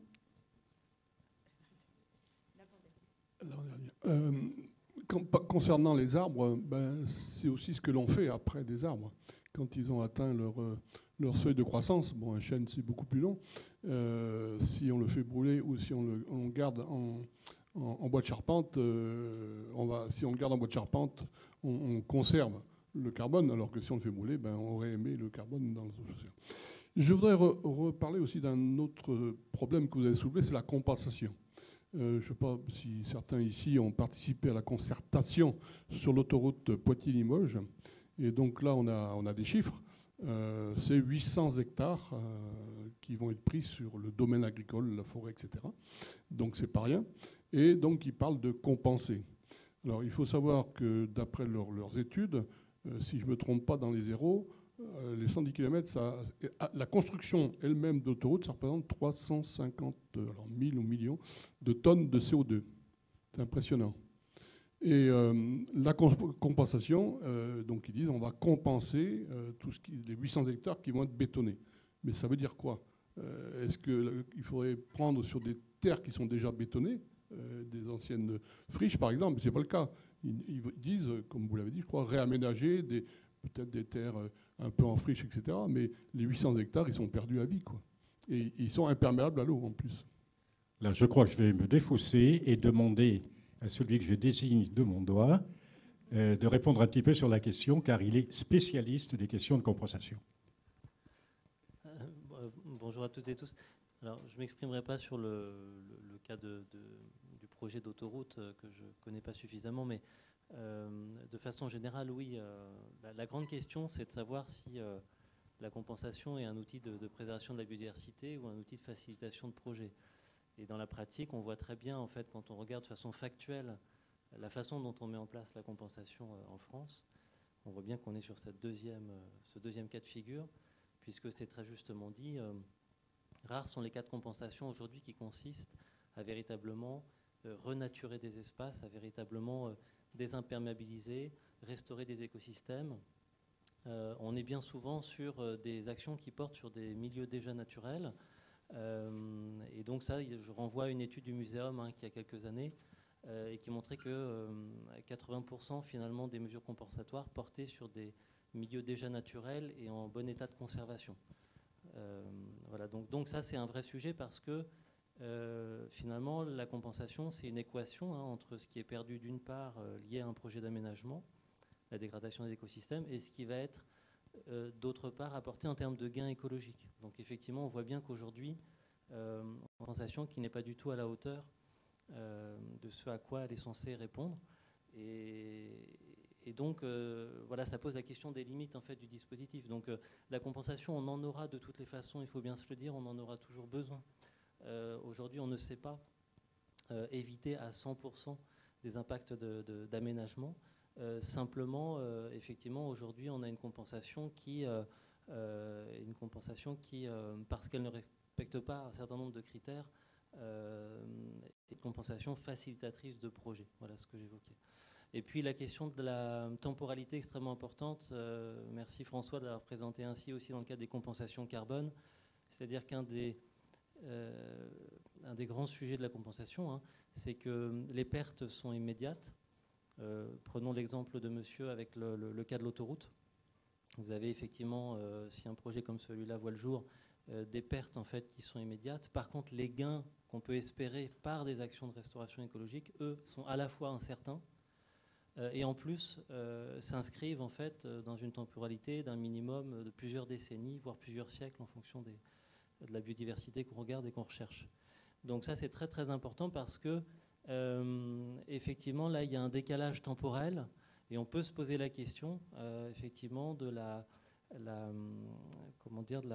capacité, à la fois de par nos connaissances, mais la capacité aussi de par nos organisations à assurer en fait de tels contrebalancements, voilà, de tels équilibrages. Donc effectivement, la compensation, encore une fois, on aura toujours besoin, mais c'est très important de la replacer véritablement dans une logique en fait plus générale de préservation de biens communs, d'enjeux écologiques, et je pense qu'il faut lui donner sa juste place. Et effectivement, les aspects qu'a présenté notamment François sur la question du stockage en fait du carbone, essayer au maximum de maintenir ces réserves de carbone où elles sont, de maintenir des écosystèmes qui jouent leur rôle de stockage des zones humides, des forêts anciennes, etc. C'est très très important pour limiter au maximum les situations un petit peu d'apprentis sorciers. Merci Baptiste. Je crois qu'il y avait une question. Oui. Voilà. La dernière. Oui. Bonsoir. J'ai pas pu être là lors de votre intervention, Monsieur Legube, ainsi que Monsieur Saulnier. Je suis certain que les données, les informations étaient forcément très pertinentes et intéressantes, cohérentes pour étayer ma connaissance sur le sujet. Mais au-delà de ça, ce que je voudrais, c'est savoir par quel mécanisme on avance sur l'acceptabilité des sacrifices qu'on demande par les populations qui ont peu de revenus ou des revenus moyens. Voilà, parce que je pense qu'aujourd'hui, il y a quand même une grosse différence, par exemple, entre la richesse créée par M. Mazella, qui a fondé Blablacar, donc un système de covoiturage, voilà, donc qui incite, qui donne des solutions pratiques pour changer son comportement. Et la richesse de, par exemple, M. Branson, qui, lui, donc, est le président donc, de Virgin Megastore, qui donc est le propriétaire d'une entreprise d'aviation, de produits culturels, et qui maintenant met des gens dans l'espace. Et donc, on voit bien que les solutions que Monsieur No, je suis désolé, hein, j'aurais bien aimé pouvoir écouter l'ensemble de vos solutions que vous avez proposées, mais voilà, on voit bien que ça va demander du temps. Un arbre, ça met 25 ans à pousser. Par exemple, des choses, le caoutchouc végétal pourrait être réhabilité aussi. Pourquoi aujourd'hui Michelin n'a pas développé des pneus en caoutchouc végétal? C'est à se poser un petit peu la question aussi sur un peu de réversibilité, sur pourquoi le directeur de Michelin, qui est aujourd'hui le président de Renault, pendant qu'il était président de Michelin, qu'est-ce qu'il a fait à ce moment-là pour aussi développer plus de végétal dans les pneus qu'il nous vendait? Donc je pense qu'il va falloir un petit peu avoir une justice un peu rétroactive et puis une justice un peu proactive envers ceux qui se sont enrichis pendant des années et qui continuent aujourd'hui à commercialiser des solutions qui ne sont pas viables sur le long terme.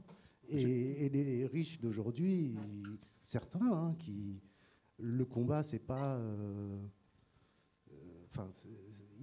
c'est pas le combat contre la richesse, c'est contre la richesse qui est créée avec les outils de l'ancien monde. Oui, alors je ne suis pas sûr que l'exemple de l'EVA soit tout à fait pertinent, parce que la culture de l'EVA a beaucoup d'inconvénients.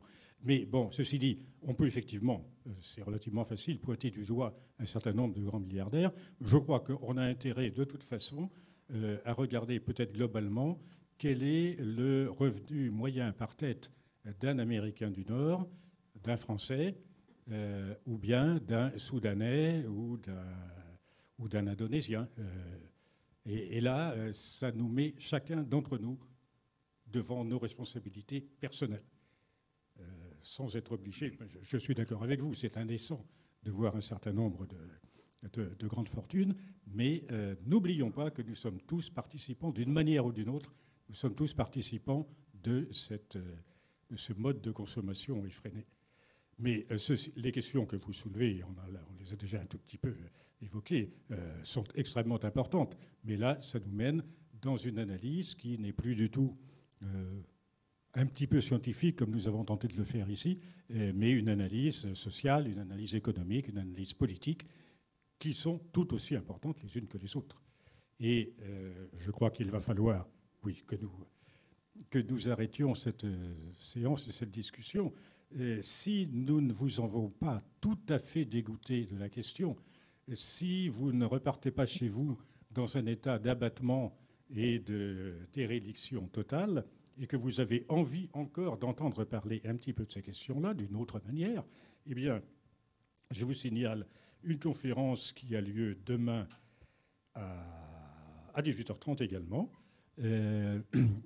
en association avec des étudiants de l'école de sciences politiques, donc dans l'amphi de Sciences Po, et la conférence sera donnée par un monsieur qui s'appelle Dominique Bourg et qui est un grand ponte dans la philosophie de l'environnement. Et là, je crois que lui pourra parler beaucoup des questions que nous venons juste d'évoquer un tout petit peu.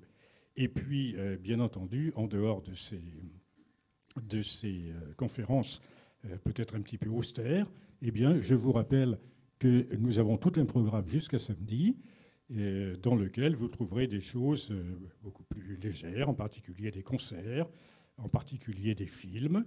Et jeudi soir, dans 2 jours, nous pouvons, si vous le souhaitez, nous retrouver ici, cette fois-ci à 20h30, pour regarder un film d'ethnologie sur des peuplades pygmées d'Afrique centrale et la manière dont ils sont impactés par l'arrivée chez eux de nos manières de vivre. Donc, n'hésitez pas, si vous n'avez pas ce tract, demandez-en à la sortie, nous en avons tout un tas, et n'hésitez pas à venir participer à l'une ou l'autre de ces activités. Je vous rappelle, tout est gratuit, on vous attend. Et merci en tout cas d'être là ce soir. Merci Bernard.